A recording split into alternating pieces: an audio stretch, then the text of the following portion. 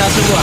Saya Muhammad Abdi Fikri, saya saat ini berada di wilayah Pasar Rebo, Jakarta Timur, di mana tepatnya di depan flyover dan raya Bogor.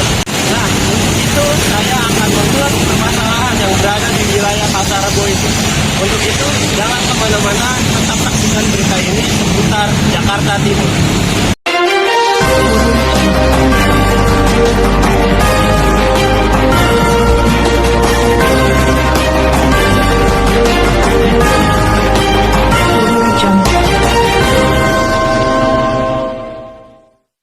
Tampaknya sudah sangat biasa bagi pengendara motor untuk melawan arus di wilayah Pasar Rebo ini. Nah, permasalahan yang pertama yang dialami permasalahan di wilayah ini ialah masih banyaknya pengendara pemotor yang masih melawan arus. Bisa kita lihat di video, masih banyaknya pengendara motor yang masih melawan arus dan juga melanggar lalu lintas. Untuk lebih lengkapnya kita tanyakan langsung kepada saksi mata yang berada di wilayah sekitar, yang itu dengan mohon maaf dengan Bapak siapa Pak? Haji Warna Pak yang dagang buah Haji Warna dengan pedagang buah sekitar wilayah. Pertanyaan yang pertama, sebelumnya selamat siang Bapak. Yang menurut Bapak nih, apa yang menyebabkan sih pengendara motor itu lawan arus Pak gitu Pak? Kemungkinan ya, yang pastinya kan kalau putaran itu terlalu jauh banget.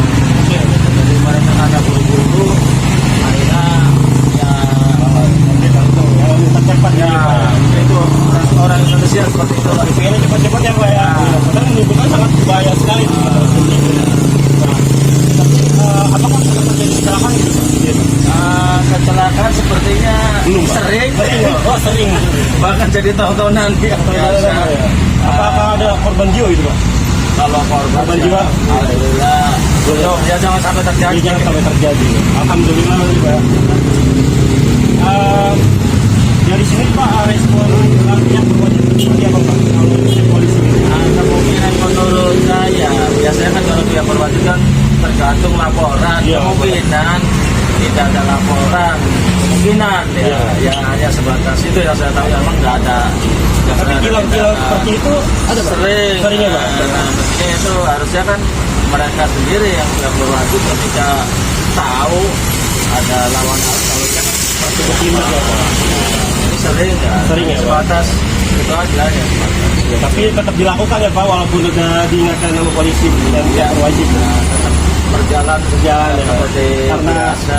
Ketika ada yang berwajib mungkin ya orang ikutin jalan prosedur yang benar. Jika memang nggak ada yang dijalankan lagi ya Pak. Ya mungkin itu saja ya Bapak, terima kasih. Nah, itu tadi wawancara singkat dengan warga sekitar. Jadi solusinya ialah untuk menertibkan tindakan tersebut diberlakukannya tilang elektronik. Kenapa? Karena sistem penegakan hukum seperti ini, spot-spot lawan arus ini dapat terdeteksi 24 jam. Dan juga berikannya edukasi langsung bahayanya lawan arus yang merugikan dirinya dan juga orang lain. Dan juga alternatif lainnya ialah dibuatkannya jembatan penghubung supaya tidak terlalu jauh agar mengurangi pelanggaran lalu lintas yang ada. Seperti pemandangan seperti ini sudah biasa bagi warga sekitar, di mana banyaknya pedagang-pedagang mengambil space trotoar untuk berjualan. Ini sangat mengganggu aktivitas dan juga membahayakan pejalan kaki.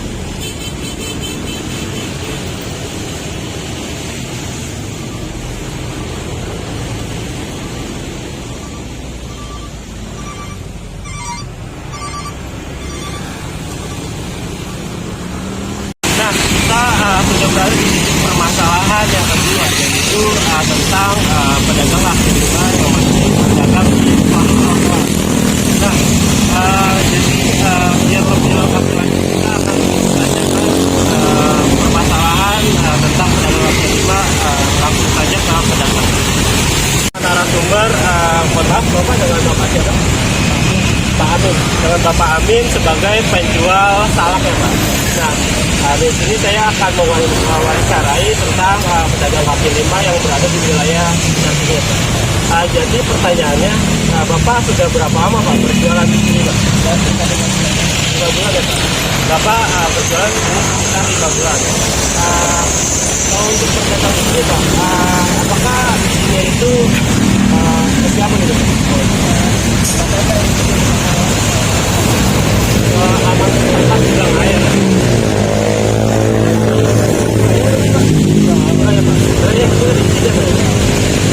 Nah, berapa Kak? Ini lampu aja. Nah, Bapak kan jualan sekarang. Apakah akan punya suatu kajian? Ada Pak. Tapi untuk Bapak sendiri ya pernah juga. Kamu sangat benar ya.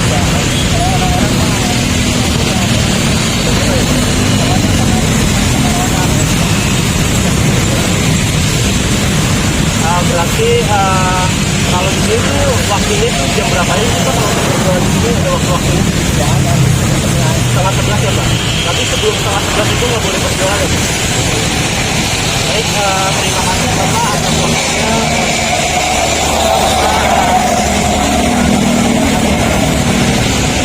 Nah, itu tadi perbincangan dengan pedagang sekitar. Solusi yang dilakukan ialah melakukan pengelolaan agar pedagang setempat lebih rapi dan juga tertib agar tidak memakan space trotoar. Yang kedua, walaupun PKL ini ada jam-jam berdagangnya, menurut saya bila pada jam-jam pulang kantor, wilayah ini mengalami kemacetan karena pembeli parkirnya sembarangan membuat akses jalan menyempit. Yang ketiga, hal yang harus dilakukan ialah memberikan fasilitas pedagang agar tidak berjualan di jalan utama. Diberikannya fasilitas seperti ruko itu akan membuat pedagang lebih tertata rapi. Nah, di sini merupakan terminal bayangan Pasar Rebo. Bisa kita lihat di sana banyaknya bis-bis antar provinsi atau kota yang mengetem sembarangan. Padahal di sana ada terminal Kampung Rambutan yang dikelola langsung oleh pemerintah setempat agar tertata dengan rapi. Kita berada di titik permasalahan yang ketiga, di mana titik permasalahannya itu di mana banyaknya bis-bis yang antar provinsi yang mengetem sembarangan di wilayah Pasar Rebo yang mengakibatkan kemacetan yang begitu panjang dari arah ini tiba-tiba menuju ke arah kampung. Solusi yang harus dibenahi ialah harus adanya regulasi atau peraturan yang tegas dari pihak berwajib terkait terminal bayangan ini, dikarenakan bila tetap ada terminal bayangan membuat kepadatan menumpuk sehingga terjadinya kemacetan di wilayah sekitar. Menurut saya, pengelolaan di Kampung Rambutan bisa dibenahi agar para warga pengguna bis bisa menikmati pelayanan yang baik, agar para masyarakat berpindah ke Kampung Rambutan agar lebih rapi. Di Pasar Rebo ini sangat rawan terjadinya tawuran. Bisa kita lihat cuplikannya sebagai berikut ini. Ayo pulang, putar balik aja, putar balik yang. Kita berada di titik permasalahan yang keempat. Sering terjadinya tawuran antara pelajar dengan warga, di mana flyover itu menjadikan tempat tawuran. Kita tentunya sangat merasakan kejiwaan. Nah, untuk lebih lanjutnya lagi kita akan tanyakan ke warga sekitar yang berada di daerah flyover Pasar Rebo. Itu saya akan tanyakan langsung dengan saudara yang depan saya. Selamat siang Mas Gali. Sebelumnya di sini saya akan mewawancarai tentang tawuran di flyover di mana kerap terjadi gitu antara pelajar dengan warga sekitar. Nah, kira-kira tawuran ini sudah berlangsung berapa lama gitu Pak? 10 tahun Pak, dari kurun waktu 10 tahun. Itu biasanya waktu-waktunya tuh kapan aja gitu Pak?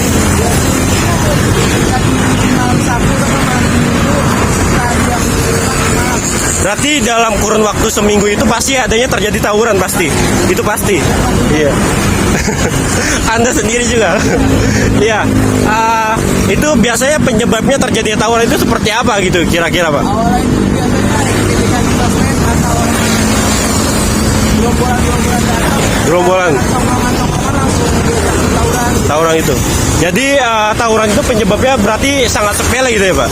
Sepele. Tapi dalam tawuran itu apakah ada korban jiwa yang terjadi gitu Pak? Sering.